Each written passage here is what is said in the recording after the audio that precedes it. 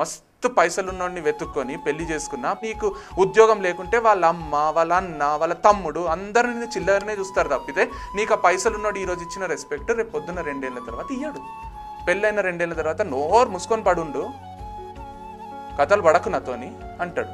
కథలు పడకు నాతోనంటే నువ్వు పడకురా అని బయటికి వచ్చి బతికేటట్టు ఉండాలి కదా. నువ్వులాగా బతికేటట్టు ఉన్నవని మనకి ఇంత మాత్రం క్లూ ఉన్నా నీతో కథలు పడడు.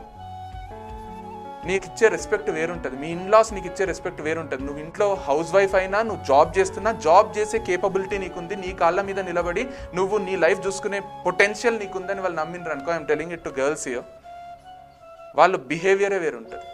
నువ్వేం చేయలేవు, వాడు తప్ప నీకు గతి లేదు అని వానికి ఒక్కసారి అర్థమైతే వాడు ఎంత మహాత్ముడైనా కానీ నీతో బిహేవ్ చేసే పద్ధతే వేరుంటుంది. లవ్ లేకున్నా, ఎఫెక్షన్ లేకున్నా బతకొచ్చు కానీ రెస్పెక్ట్ లేకుండా బతకలేవు 200%.